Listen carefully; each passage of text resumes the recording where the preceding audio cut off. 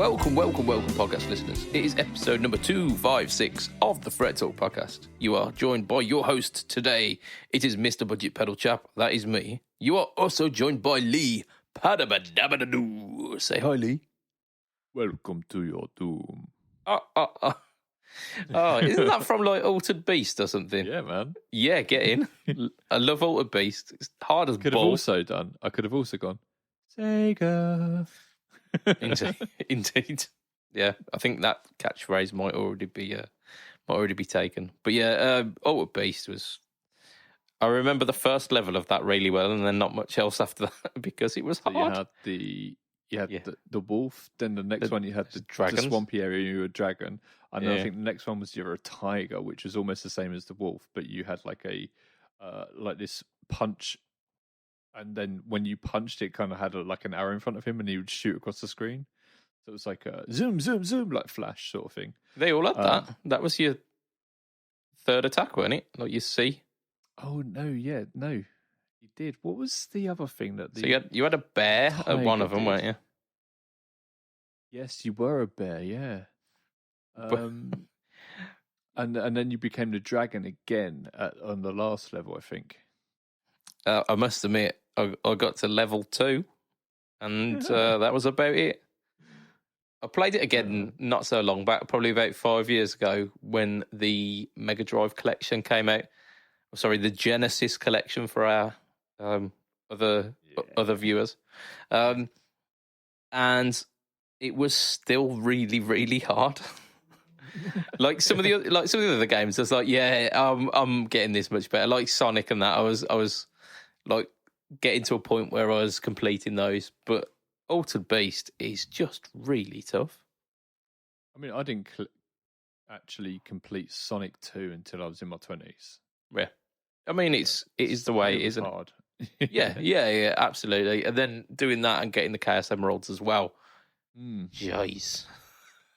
Yeah, I love like actually getting supersonic and getting through the levels and like, but that fucking level on the second overall level, I think it's the second stage of it. You know where you've got those blocks and you've got to jump up and the water's coming up and they're like that and they're going like this. Oh yeah. So Chemical Zone 2. Yeah, where everyone gets stuck there. And I was watching a YouTuber the other day, and they were talking about like the worst parts of levels in games, and that came up, and it was like, I don't care who you are, you hate this. Yeah, if you get stuck in between the two of them, it kills you. Yeah, you get crushed if you don't make the jump. You end up falling down about 3 platforms. Or if you fall too far, you go right down to the bottom because there's no actual bottom to it. So you can fall by falling into the abyss.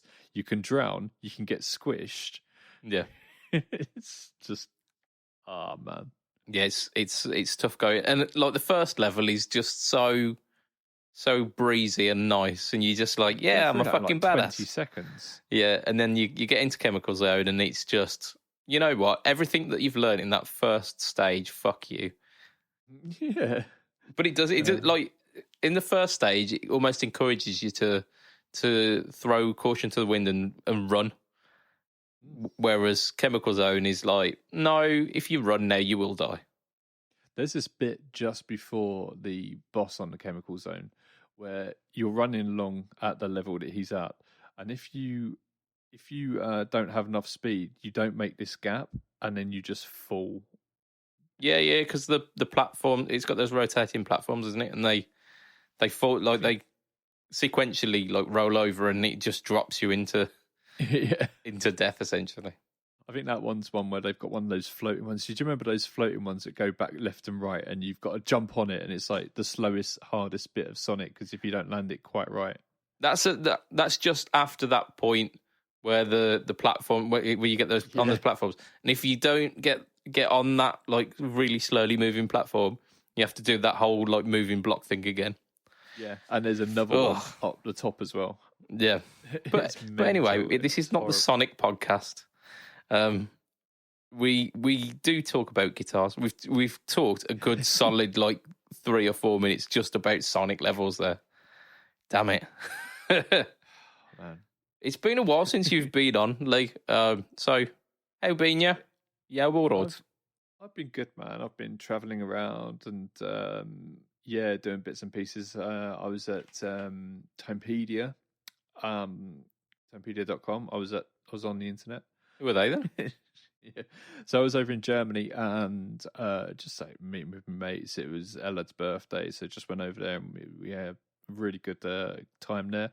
We took a bunch of the guitars and we got someone to drop off a drum kit, and we took a bunch of the amps and the guitars outside because there's this big car park outside front of it, which we kind of got the rights to have a big party out there. Nice. And then we scared everyone off with our playing, and that was great. It was good because none of us had really played together in that sort of format before, and I haven't played in front of an audience in ages, but kept trying to keep it all together, and because I've got a lot of experience playing live, like so much, so I'm playing with strangers as well. Yeah. It was really good, and I jumped on bass at the end. Well, I say for the last half of it, I jumped on bass just to kind of like give other people a chance on the guitar and stuff, and it was really good. Cool. Put together a nice little pedal board for it as well, which was nice.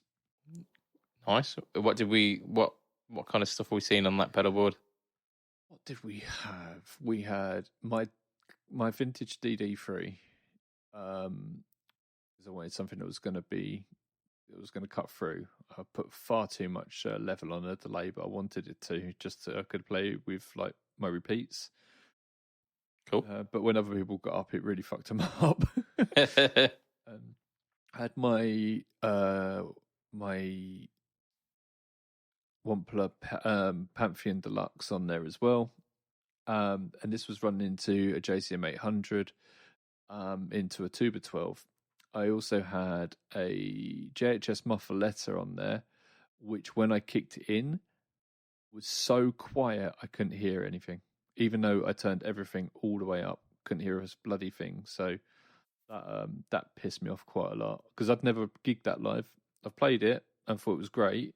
Yeah, turned it on and it was so quiet I couldn't hear anything. So not recommending that anymore. We might have a hot take based on something similar a little bit later on. Okay, interesting. So keep listening. I had my Cali 76 on there. Cool. I wouldn't want to play without a compressor. What else did I have? And yes, I did turn a compressor off when I turned the fuzz on, just in case anyone was wondering. I have some other stuff on there. I can't remember what. Oh, I had a chorus on it. Whose chorus did I have? Oh, I know what I had. I had the universal audio modulation.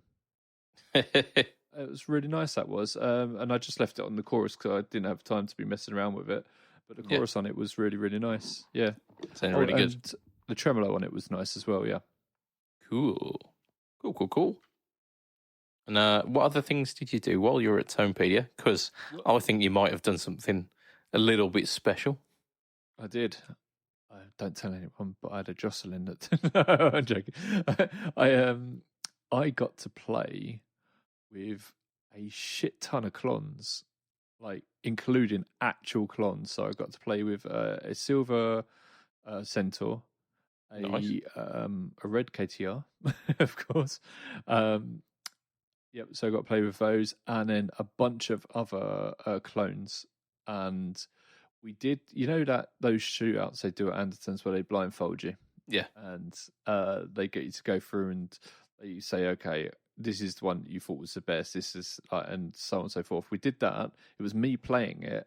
And I was talking about it as I was going through, but they didn't reveal to me at the end which ones I liked the most. They didn't write it down or anything. And it's all going to be revealed to me when I watch the video. Nice. So I don't know what I've said is good, what I've said is crap. I could have just completely shut over everything. This is going to be brilliant if you are absolutely panning the silver clon. Oh, it'll be so good. Could be. And I said very clearly on the video, one thing I did do was I sat with the clon for a little while, got used to it because I'd never actually played a proper clon. Yeah. And went through like that. But what fucked me up a little bit was the amp that I was playing it with for quite some time, and I was sitting there playing it for ages. Just before we started to film, the fucking amp cocked up, so we had to swap amps. Oh no! Yeah, that's the second time that's happened. Just So as we've gone to film, you've the amp's acclimatized fucked yourself up. to a certain amp sound, and then no, it's gotta be another one now. Exactly. I was playing for a Laney amp, which was really nice. It's one of their, I think, their Iron Hearts or something along those lines. Really, really Cool. nice. Been playing that for ages, and then I had to swap to the JCM 800, and Yeah, not the very, same, is very it? different. You know. So I had a very quick play, and I was like, oh, God, okay, I can hear the characteristics still. Yeah. But you got to remember, these are transparent pedals. Yeah, the whole point of them is that they're almost a little presence push rather than like massive changes. Yeah. Well, as we were going through, the one thing that they did say to me that I was quite fond of was, do you remember the pedal that Tonepedia sent you, the little clon? Oh yeah, the Horseman, the Nux. Well, they said that I really like that. Cool. Yeah, so I might be grabbing that back from you. Damn you. Cool. Yeah, so that was really cool. And the other thing I got to play with for quite a time was the new Acclam pedal, and that's the woman tone. So this is supposed to get that the tone of Clapton when he rolled his tone down to get that really thick tone. But what they said in the write up for it, Acclam, was they tried to reproduce this. They were just like watching a bunch of videos about it. They were watching a particular gig. I think it was the farewell gig in the 60s rather than the Royal Albert.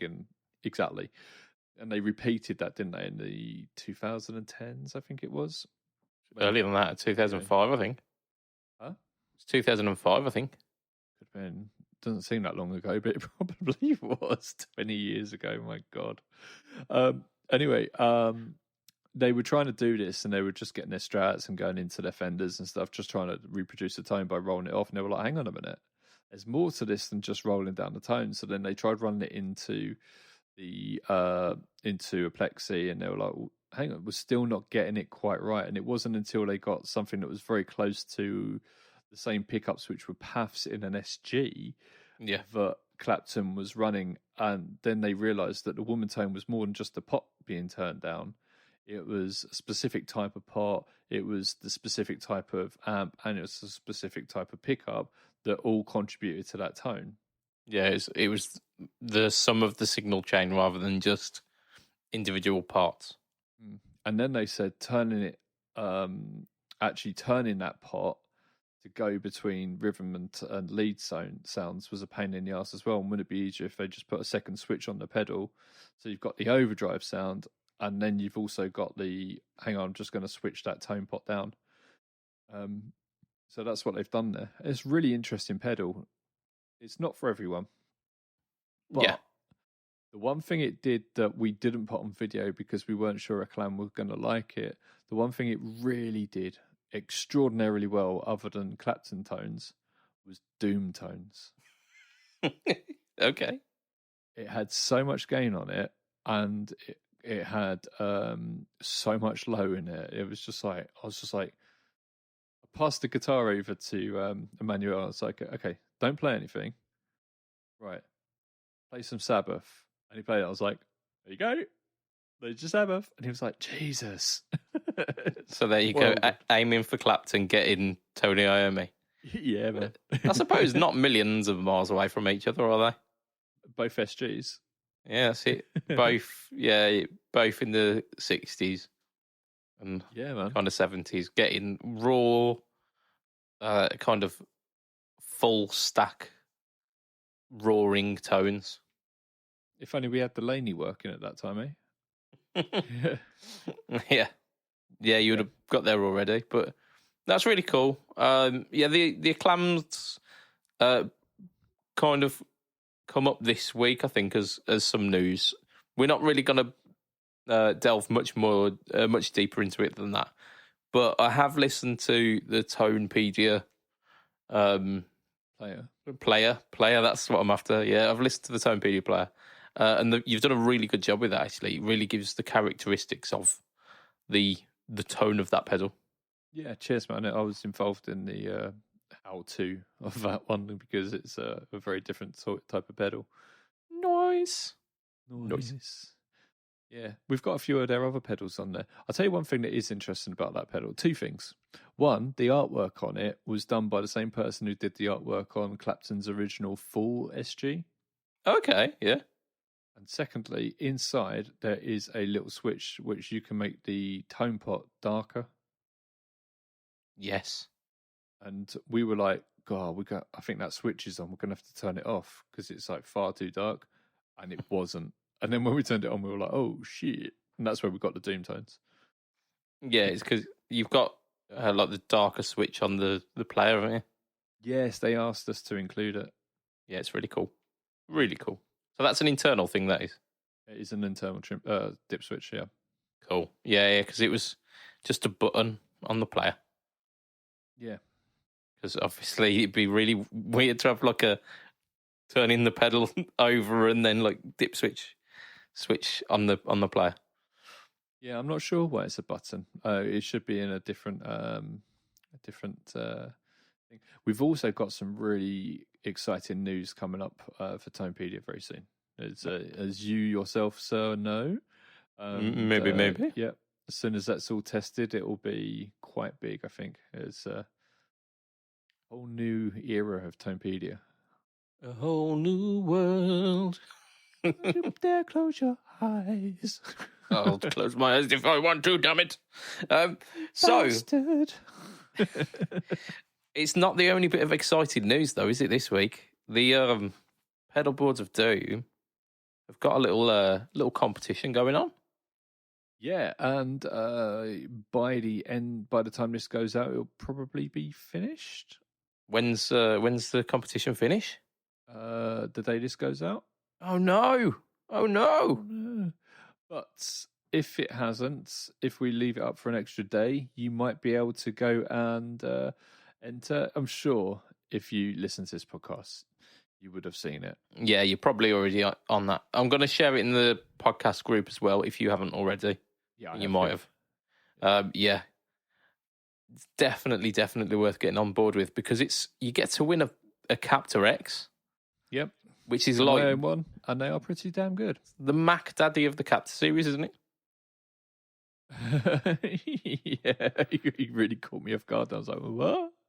Yeah, because you've got the Captors, which are like the load box, and then you've got the Cab M, which is the cab sim, and then the Captor X combines both of them together to get like this ultimate kind of recording load box scenario. Of course, the Captors have an analog cab sim in them as well. They do, but the what do you call it? The wall of sound stuff. Those Dyne IRs things. They're just another level. They are, aren't they? Yeah. Oh, I love wall of sound. 2XL. Pardon? 2XL, another level. 2 Unlimited, maybe. That's two. Yeah. No. I mean, you are busting out some like proper 90s references today. It's like levels on Sonic and 2 Unlimited. Mate, I'll tell you what, the other day, so we were having this conversation recently, weren't we? And I was saying about like my wife and I, we tried to introduce the kids into music that we might not necessarily think is the best music in the world, but we try to introduce them to as much music as possible. Yeah, I sit there and listen to some fantastic music. Actually, we sit there and listen to like Shaggy soul music, and wasn't me. Yeah, we decided to play 90s pop to the children. So like Spice Girls, Take That, that sort of thing, Boyzone, and these sort of things to the kids. And my son was like, Daddy, I don't like this. I really don't like this. Can we turn it off, please, Daddy? Can we turn it off? And my daughter was like, I have found my music. Yeah, these are my people. Yeah. Just like, oh my God. And like, well, my wife and I were just sitting there listening to like the intros of these songs, and we were just like, "Oh my god, this is so much cheese!" Like, do you remember that Boyzone song? I think it's "No Matter What," isn't it? And Yeah. it starts no off with matter what. ha ha ha ha. Okay. It starts off with this like heavy breathing, but melodic heavy breathing. Sure so it it's does. Okay. Sure it does. It does. Go and listen to it if you haven't. It's, I don't think I want to, I'll be honest. honestly, it's like it's like we were like, oh my god, what is this? Backstreet Boys and all these sort of things. Oh my god. Yeah. It was so funny. There was a lot going on, weren't there, in the 90s? To be fair, it was quite an eclectic era. There was like the country influence with like Shania Twain coming in. Yeah, and Some point. Texas. Yeah. I like Texas. Then there was like those kind of really big boy bands, and then the girl bands and stuff. But there was also Britpop, and grunge. Love a bit of Britpop. And then like dance, like electronic music was really coming to the forefront as well. No. But you had that at the kind of the earlier end, and then you had the kind of stuff like Faithless, Fatboy Slim, all of that kind of stuff towards the later end as well. So like it was a massively eclectic era for music. It was, yeah. We didn't get as all of it. In fact, we in my school. It was mostly people listening to either rap towards the later end of it because that was kind of like the early 2000s. That was, weren't it? By that point, some of my mates kind of found like Eminem and stuff like about 98. When did his first album come out? Oh, I couldn't tell you. I know that I was in high school, so it's got to be early 2000s. One of my mates who I went to martial art lessons with, he was about 3-4 years older than me. Yeah. And he introduced me to Tupac. And I was like, okay. Yeah, this is cool. But I know it wasn't exactly what I wanted to listen to. But I was like, yeah, this is interesting. Yeah, there was an edge to it. Yeah, that was about 97, 98 when we were doing that.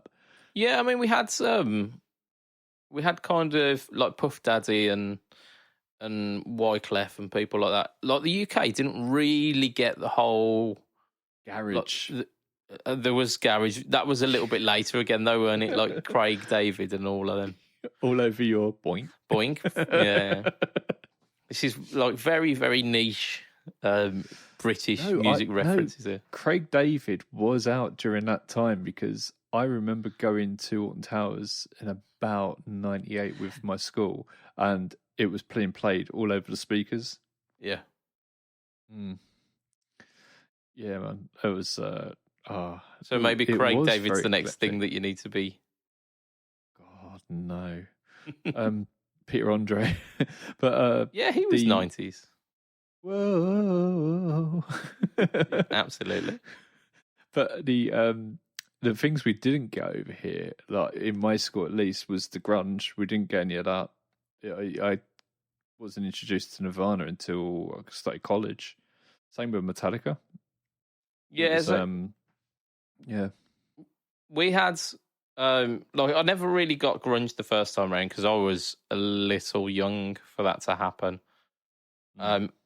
But by about the mid 2000s, there were a bunch of guys in a few years below me who like really latched onto grunge because it was almost like this ironic. They're liking the stuff from 10 years ago. Yeah, they really got into it and conformism. yeah. So it was kind of like that, and there was a big kind of grunge movement within my high school, even though it was 10 years too late. I think one of the big things for me was they let you fight listening to the music, and they just excuse it by calling it moshing. And I was like, yep. Well up for that. So yeah, that was That was great. But the new metal scene kind of like took. It was like, this is going to unite everyone. This is like rap and rock and metal and everything together. Everyone's going to love this. Yeah. Didn't quite work that way, did it? No, so many people like Linkin Park, didn't they? Yeah, Linkin Park were kind of that middle ground for a lot of people, weren't they? Especially when they did like Reanimation, and they did the one with Jay-Z as well. I hated that. But I really disliked that. There were people going like, yeah, like if Jay-Z's down with these guys, then it's got to be good. And there were the guys who were like metalheads who were going, yeah, there's some like really chunky kind of new metal riffs going on in there. So what have you been up to? I've not done a fat lot, to be honest. I did a gig this weekend. First gig back with my amp actually working, which was fucking fantastic. I mean, when you sent those pictures, I'm sure you've spoken about it on the podcast already. Yeah, we spoke about it last week. Over, I was like, was that actually your amp? I thought you were sending pictures of someone else's amp, and then when it was yours and you disclosed that, I was like, oh my God. Yeah, full on, like arc in between two tubes. It caused a bit of damage. It cost a lot more than, well, it cost less than I bought the amp for, but not by much. So it was a bit of a painful one, but it works again now, and he serviced it as well. So where it used to have scratchy pots, it doesn't anymore, and it's all good. So it's tip top shape. It looks nice as well. It gave it a nice clean as well, which was very nice. Does it sound the same? Yes, it does. Yeah, I think there was slightly less compression in the new tubes that he's put in, but that can be solved by turning it up more. So yeah, it was good. It was good. I played it. I played my first kind of corporate event. Oh right, yes, you did. Our gigs are usually like clubs and bars that fancy a bit of live music, and they pay, but they pay like basically covering our costs, which is fine. It's fine. This one was a corporate event, so the money was much better. But not only that, I felt a little bit like royalty. I was treated very nicely. We had our own room to kind of chill out in whilst part of the corporate event was going on after we'd set up and done our sound check. Did you order olives and then complain about the little men inside? What? You don't remember that on Spinal Tap? He's like, and this one's got a little man inside, and this one doesn't. And he's holding up the olives. No. Do you not remember that? I don't. I'll be honest. Oh man. Yeah, it wasn't quite that fancy, but we were given snacks and some drinks, which was fucking awesome. Which doesn't usually happen. So I am all for corporate events. I have sold out to the man. But you know what? It's a sweet gig. Yeah, we played a set. It went down like tremendously. They loved it. That's my nickname. Tremendously. Yeah, if you're ever going to be a superhero, tremendously would be it, wouldn't it? Tremendously. Oh dear. So yeah, we did that. I got so during one of the songs near the end of the set, I play the guitar solo behind my head because I'm a show off, and I can still do it. So I thought you were going to say your back gave way and you got locked into position. Yeah, I mean that's when I know that I need to stop pulling that trick. But today was not that day. So I was playing the guitar solo behind my head, and I got my first kind of heckle. So I just finished the solo, put the guitar down, and he went, "Play it with your teeth next time." It's like maybe I will need to do that in my next repertoire. I do, however, know. My mate Reece used to do that, and then his dad used to go, "Your teeth are going to corrode if you keep doing that." He used to go mad. It was so funny. Yeah, well, I've already got chipped teeth at the front, so My teeth are like fucking Blumonj. They're so soft. Are they? Yeah. Oh, So I don't. It's not worth the dentist bill. But maybe there's a way like I can put a plectrum between my teeth and pretend. I mean, that's a title for the podcast, isn't it? Blumonj teeth. Blumonj teeth with 2 F's. Teeth. Teeth. That'd be Keith Teff, wouldn't Richards. it? Teeth is 2 E's. Teeth. So yeah, that's pretty much it. Blumonj Teff. Blumonj Teff. I mean that's To the find title. the secret of the Blumonj Teff, you That's a must fucking listen at podcast. least 40 minutes. Blumonj. How do you spell Blumonj? Fuck's sake. Le. Monj. Monj. I mean, just do your best and then Google it afterwards. Teff. No, that's how it's doing. That's Blumonj Teff. Oh, So that's what we got. Yeah, so that's what I did this week. I've not recorded my my no talk tone this week, but I have a feeling that it's going to be inspired by one of the comments that I got from last week's one. So last week's one was the Donna Yellowfall, which has got like a little bit right behind you. That's a bag. Oh yeah, you can. Yeah, hey. I wasn't fucking lying. No, you can't. I didn't think I'd got it behind me. So yeah, the Yellowfall, which has got a little bit of a cult following, people absolutely love it, and I can understand why. It's really good. But someone asked, how does it compare to the Moore Anna Echo? Because apparently they've got the similar chip. Like, sounds like a video, that doesn't it? So sounds like a question. It does. I mean, it does, but I am definitely going to answer that one because the Anna Echo, I think, was the third no-talkal tone. Okay. So it deserves its time in the limelight again. The Donna was last week, so I don't know. Maybe I'll do a 3-way shootout between that, the Anna Echo, and the Joyo analog delay. Maybe. So, dude, what is the hot take? I'm gassing to know. So, our hot take this week. So, first thing we do is we mop up our last week's one, which did not go the way that I thought it would.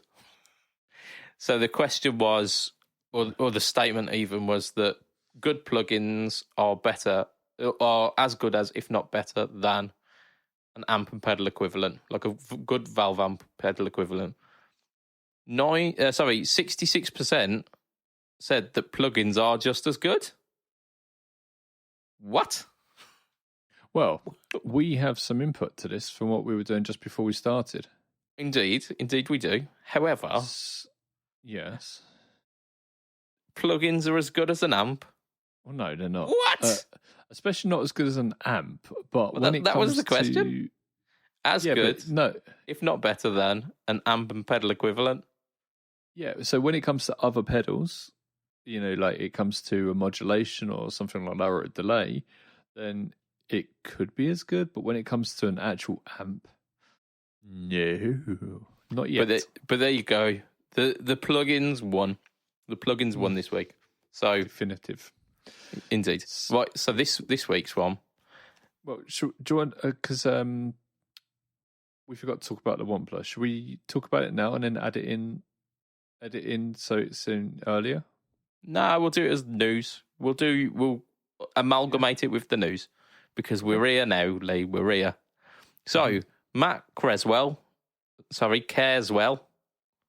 from the Pedal Boards of Doom Facebook group had this hot take. Big muffs are cool if you like disappearing in a mix.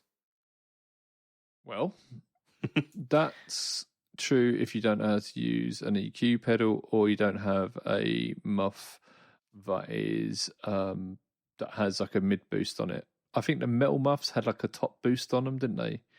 But the if you can put like an EQ after them and like just pop that mids up, you'll be all right. But other than that, I agree with him. Yeah, I mean, you've got like hard and fast proof of this from this week. Yeah. Is that if you just use the muff on its own with no boost, some people use a tube screamer afterwards as well, don't they, to like EQ it. But I tell you what, it wasn't a case of disappearing in the mix. I was the only guitarist. My signal just disappeared. It was a volume issue, not an EQ issue. Ah, very good, very good. So the argument, it wasn't. It was shit. I was yeah. You stamp on a pedal and your signal completely goes. This is my new turn.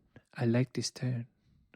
Yeah, so I mean, there were quite a few variants of the Big Muff. They all do that kind of boomy bass, scoop in the mids, and then like you can get a nice sounding top end, or you can get kind of like fizzy sounding top ends. So it doesn't really give you much in terms of like EQ choice. Yeah, it's like if you want to get a Metallica sound, you have to be really, really loud. Shit, yeah. You have to Did you watch Stranger everything. Things? I did. How We're not cool going to was that? spoil anything. We're not going to spoil it. We're not those guys. Mustard. We're not spoiling anything, Lee. Damn it. Hellman's. Mayo of puppets. What? So Big Muffs, yeah. There are like variants, like other people make copies of the Big Muff or like versions of the Big Muff. Ritual Devices, who we spoke to a couple weeks ago at the show, they do a Big Muff with a mid control, but also have put 8 clipping diodes in the circuit. So really don't care for your original tone at all. But that's pretty cool. In fact, I think I've got that's the Evol, I think, and I've got one of those ready to demo. Exclusive here. But yeah, it's not just Big Muffs, so it is fuzzes. It's small muffs. It's all manner of muffs. No, but like Big Muffs are notorious for it, aren't they? Like certain fuzz pedals give that kind of rich and creamy mid range. Can be used on their own and get a relatively pleasant sound. You can also roll off the volume of like fuzz face and more vintage style fuzzes to get like more pleasing or like a more pleasing dynamic range with them. Whereas Big Muffs pretty much just smash your signal in the face. They're not really designed to clean up. They're not really designed to do anything apart from push. There's a lot of presence in there, isn't there? Yeah, you can get lost, especially in the cymbals and stuff. Yeah. I mean, it seems to occupy the EQ space that a lot of other things occupy. But then, that being said, notorious users of Big Muffs, like David Gilmour, he sits in a rather dense mix. And he seems fine. Yeah, he also has like techs and production that we couldn't even dream of. Yeah. And there's Gilmour's signal chain is just so complex. Like from one song to another, it changes a ton as well. Yeah. I'm not saying it's easy to achieve, but if you want the glory of the Big Muff, you really got to work for it. Yeah. So I guess that's our discussion on that one for this week. If you agree that the Big Muff is cool, if you like disappearing in a mix, then vote for it in the podcast group. If you think Big Muffs are just cool, then that will be an option too. And we've got some advocates of the Big Muff. There are some people out there in our podcast group who do enjoy a big muff. So it's time to get voting, guys. Not now at the moment. You're driving. Wait until you've arrived at your destination. Mate, everyone works from home nowadays. Lucky bastards. Right, news. You've kind of spluffed your load already on this one by telling us we're talking about the Wampler metaverse. But Lee, because we can edit that bit out. I mean, we can. I'm not going to. I've already got to edit the bit about fucking paedophile rings. Are you actually going to edit that? I'm going to edit it down. I might release it to our Patreon people as just a full-on rant. But there you go. Rants in our pants. Indeed. Right, tell us about the metaverse. It's a Wampler pedal. It's a delay. Yeah, well done. You keep going. No, you tell me more. Tell me more, Lee. All right. Tell me more, Lee. We're doing Greece now? Tell me more. Does it do a slap back? Yes, it does. Oh, God, I couldn't. Right, I'm just bringing up a picture because I've been playing with this today. In fact, Mr. BudgetPedalChap and I have been having a look at this, but we've been using the plug-in version. What?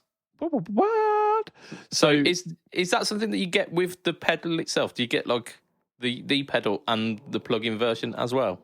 Actually, yes, that is correct. So if you want, you can just buy the plug-in, and the plug-in's around 60 quid, and it's very, very good. And we'll talk about that a bit more in a second. But the pedal is the same format as the Terraform, and I'm sure you're all familiar with that.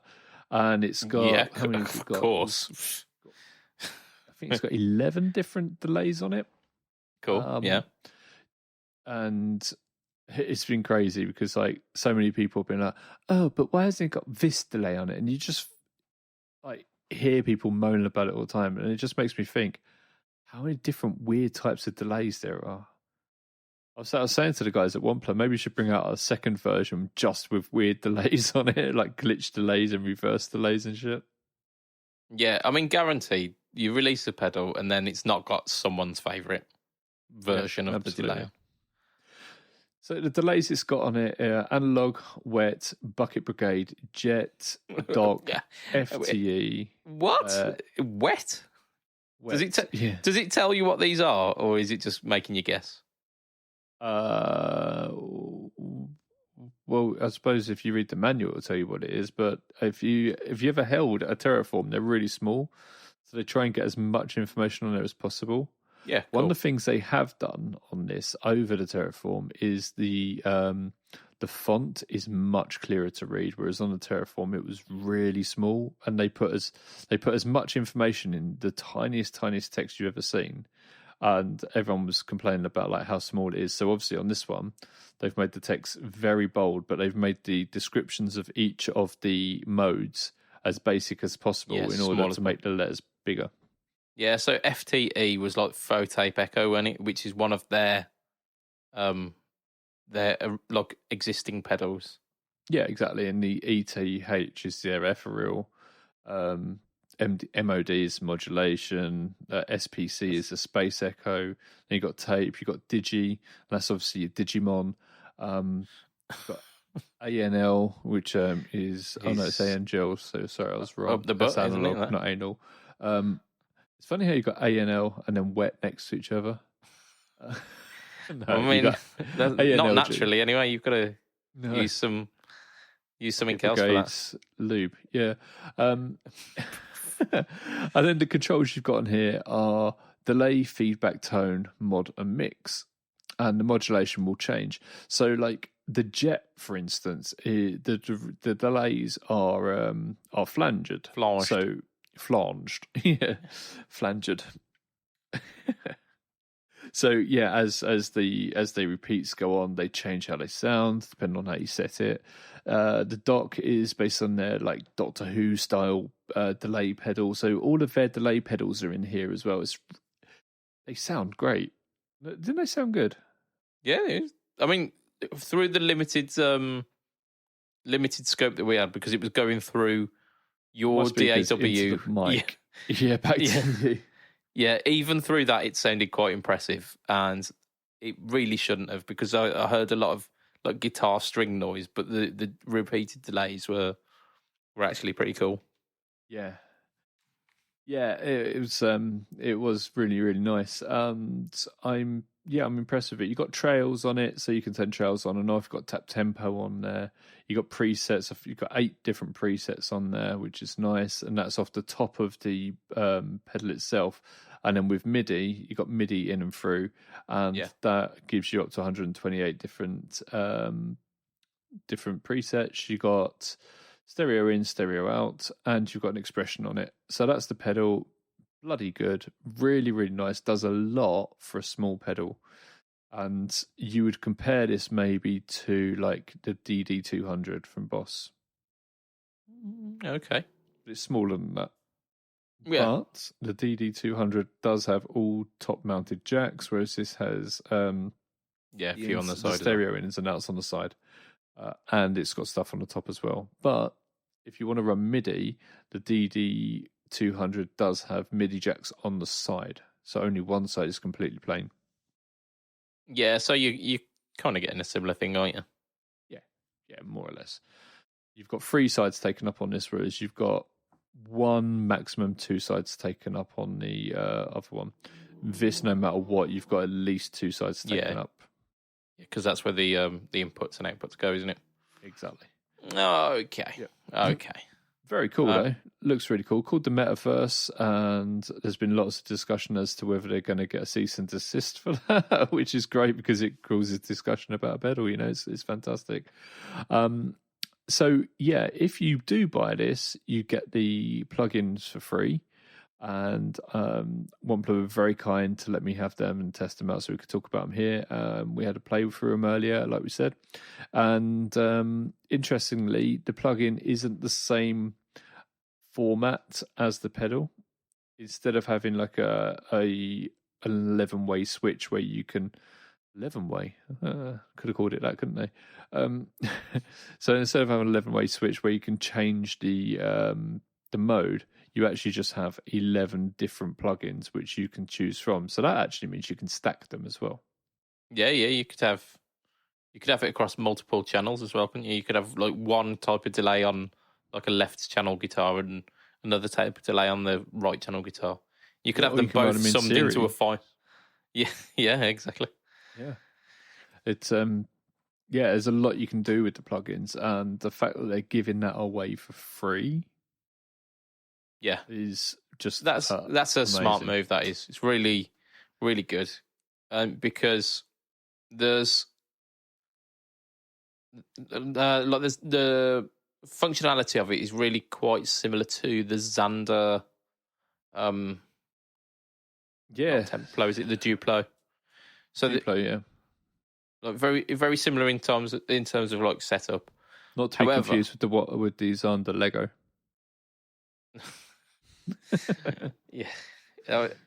We was talking about him the other day. He's got the Templo, the Duplo, and the Junipero, doesn't he? He does. Not the Lego, lest he have a cease and desist from that as well.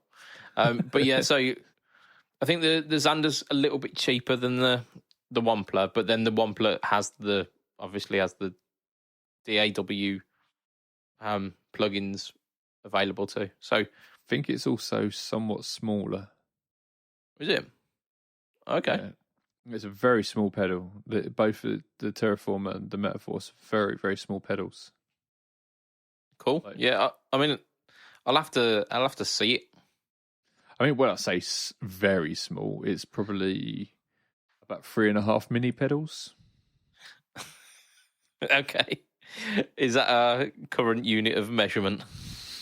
Yeah. It's like those memes that you see, isn't it? Like Americans will use anything not to use the metric system. Yeah, it's like 45 elephants long. Yeah, 3 washing machines wide. Just use meters, goddammit. Just use meters. Yeah.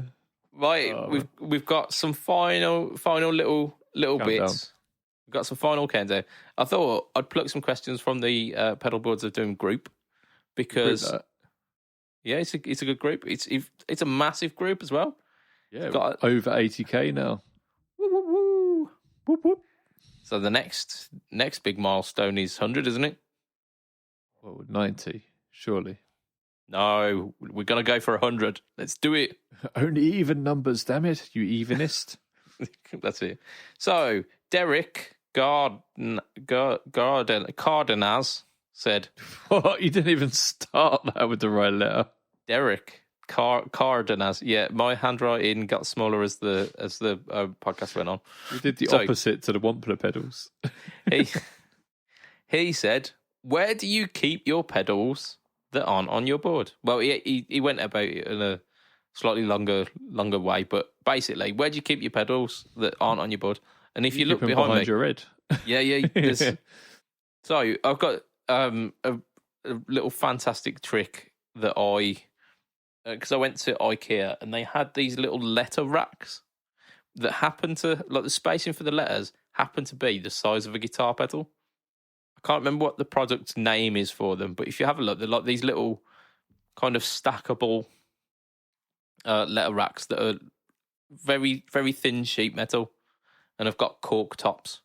So they're non-slip for your pedals, and you can get probably about 30 pedals on each of these racks. So behind me, I've got some shelving units with two letter racks full of guitar pedals. Yeah, and if you click the link in the comment section below, in the description below, we will get we'll get some money for you using our links. Affiliate links to IKEA. I wish. Yeah, man. I wish we'd be able to sell those Gorm pedal boards. Yeah, the pedal boards and the shelves. Yeah, they are. IKEA don't know what they've got, do they? They don't. No, they've absolutely struck a gold mine, haven't they? But yeah, so I've got two of these letter racks behind me, and they are making absolute. They're just so good, so good. They've allowed me to organise my pedals into like types as well, so that if I do a no torque all tone versus where I've got to go, okay, I've got this like modulation pedal. I need something that does something similar. I can get exactly to the point rather than like routing through boxes and boxes and boxes like I had before. Mm. So I've got mine on the shelves that you see behind the sofa on the in the new studio, because I love them. Those shelves are wicked. So they're the picture shelves out of IKEA. So basically, what we're saying is go to IKEA. Yeah, there's loads of pedal storage solutions in IKEA. Exactly, and your letter shelves that you've got are actually in that IKEA cube shelving situation, aren't they? Yeah, the Kallax unit, which my desk is in front of me is the same thing, same color, same everything. Yeah, they fit perfectly into the Kallax units, and I think that they were designed to do that as well. Mm. I've also got like the Kallax drawers as well, which also have pedals in. Which, if I need to keep the boxes for certain pedals, I keep them in the drawers. If not, they go in the shelving, like the letter shelves, which are absolutely so good. When we moved here, I had 2 large boxes, and they're still downstairs, which have a box of boxes in, and they are literally all my guitar boxes folded flat. Nice. 2 large boxes. I mean, it's crazy, isn't it? But some people, that's a deal breaker. If you go to sell the pedal, does it have the original box? And then you scupper, don't you? But hey ho. So that's our solution. Go to IKEA. IKEA have got some absolutely fantastic storage solutions for your pedals, even if they don't know it. How many people commented on that saying, you should sell them if you don't use them. Hoarding them is a disease and all this sort of rubbish. Oh, I didn't even bother looking, I'll be honest. Because I know this behind me here makes me happy. It's an encyclopedic kind of tone library for me. Yeah. And it makes it really, really cool for like comparison videos, which I might have coming up as well. I had an idea for something on Pedal Wars of Doom, but you'll have to wait for me to actually get round to recording that, because the next one might have my amp blowing up in it. So watch that video. I reckon we've got time for one more question, haven't we? Got time. We've got time. So Mikey Gatto has said, Mr. Black's Fwonk Beta has got the control Fwonk, Fwonk, Fwonk. It is the best parameter name ever. Can we think of any parameters that are better? I mean, I saw this post and I thought to myself, I know exactly what that control does. Fwonk. Yeah. Oh, yeah. Like it's, even though you've never seen a Fwonk control before, you know, what that's doing. Yeah, like you should have a presence control called ping. Okay. I've got a pedal Hiss or something like that. You know, what have I got you for it, mate? I've got like a modified Bonamassa fuzz face, which has got the control evil, which I think is pretty good. it's a bit on the nose though, isn't it? But it doesn't work at the moment because It threw it in someone's nose. It done fucked up, but it was a wicked pedal and it sounded great. Wicked or evil? Can't make mine up. Evil, yeah, evil. Yeah. What else have we got? The DoD gonkulator, hasn't that got a gonk on it? Yeah. Which I mean, like, what other like the repeat? You know, when a control says repeat, you kind of know it's not going to burp at me, right? This is the repeats of the delay. Whereas if sometimes when a pedal and it's a delay pedal and the knob says delay, you kind of think, well, yeah, no. You know? Yeah. But when it says repeats, you kind of think, okay, yeah, cool. Yeah, I mean, there's like various etiquettes for naming parameters, and like drive, gain, distortion, etc., all do the same thing pretty much. Yeah. Trying to think of one which really stood out to me. It's a tough one. I'm gonna have to get back to you on that one. In our group, if you can think of any guitar pedal controls that have just got a fantastic name, hit us up. Ting. Yeah. Ding.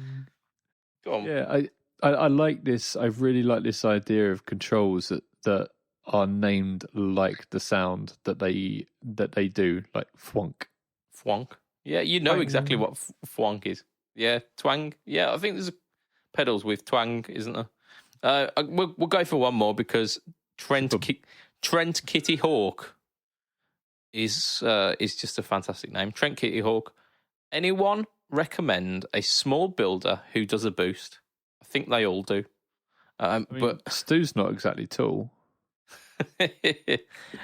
Yeah, I mean, he was one of the ones that I thought when I initially went for it. It really depends what you're after in a boost.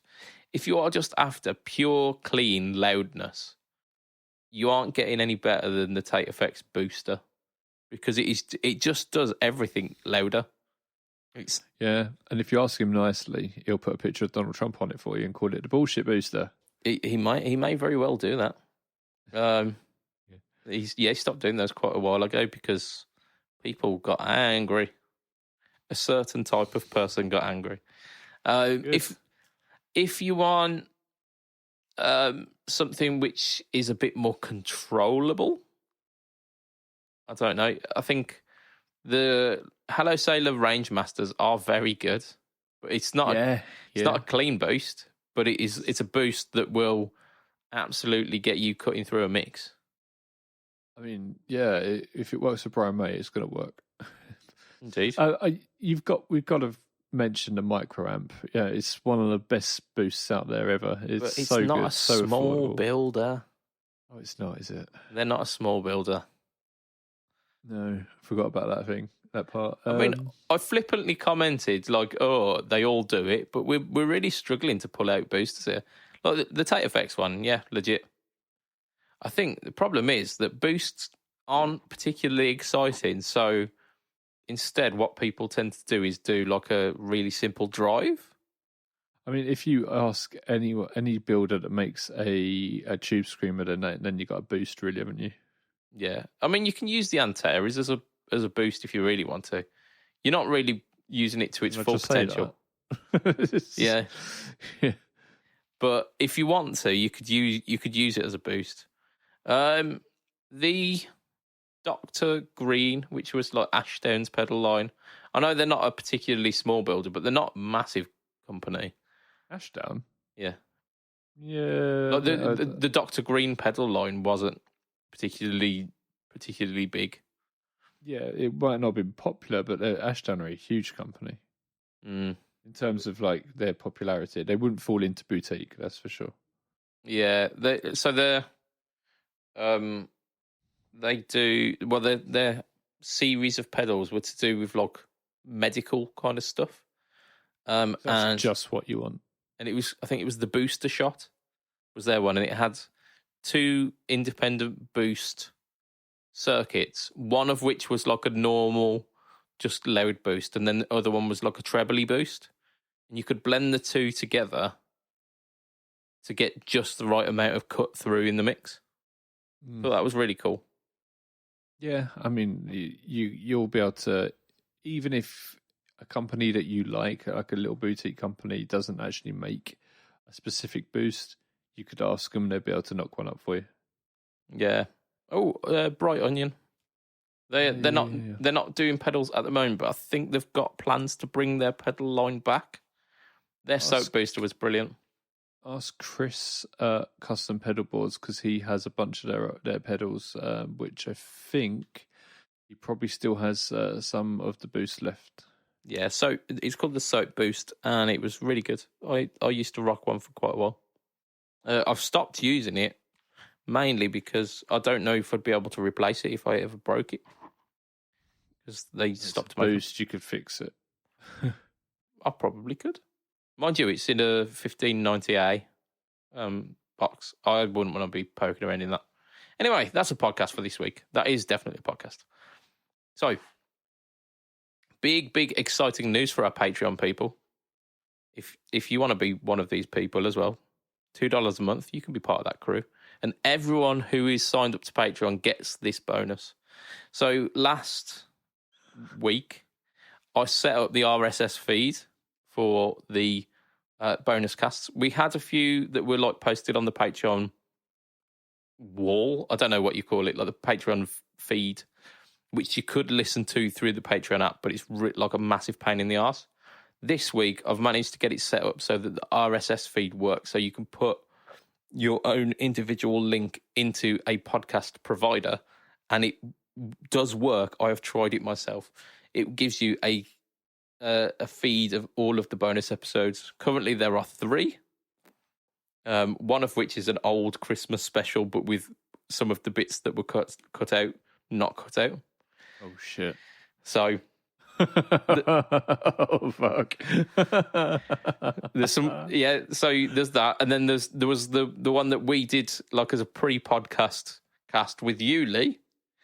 Yeah, because I was in Germany and I knew that the guys were messaging within the chat saying, "Hey, we're meeting." And I was just in my bedroom bored, and I was like, "Yeah, yeah." So I'll jump in. We had a little kind of loosey goosey with that, didn't we? Yeah.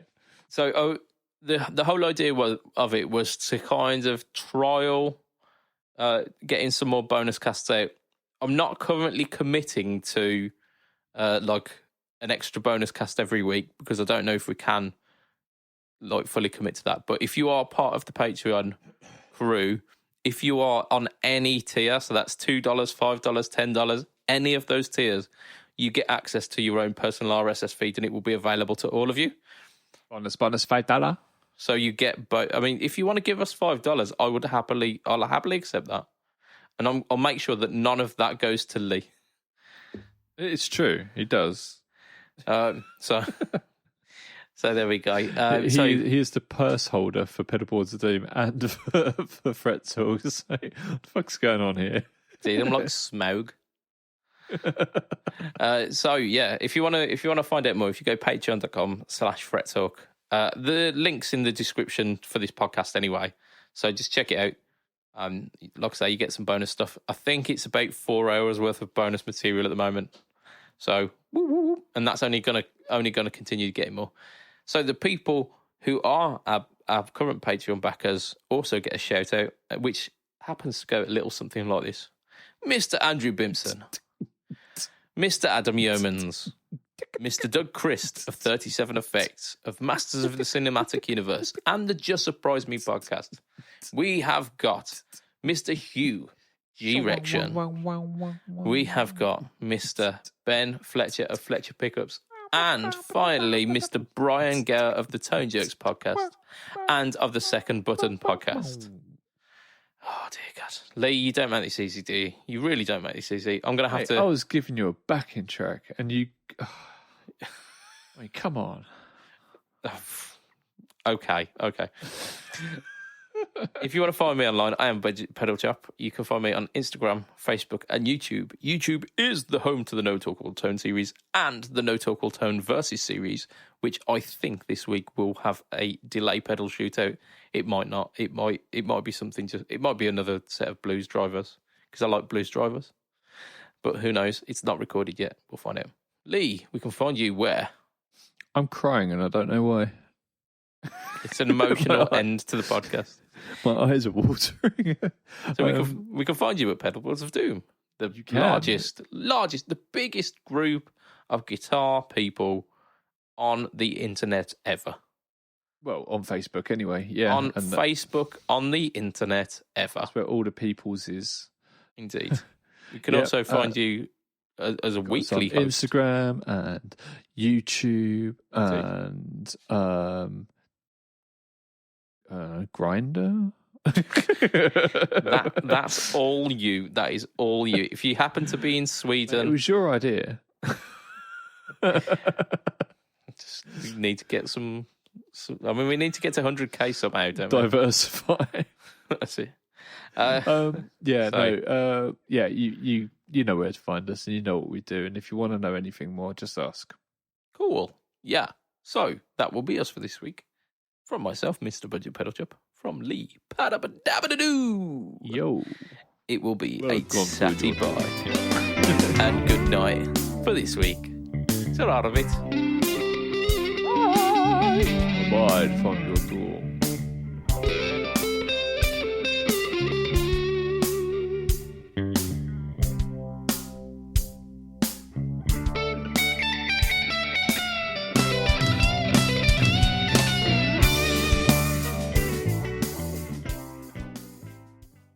A lady was sitting at her late husband's funeral when a man leans in and asks, "Do you mind if I say something?" She says, "No, please go right ahead." The man stands up, clears his throat, and in a clear voice says, "Plethora," and then sits back down. The lady leans in over to him and says, "Thank you. That means a lot."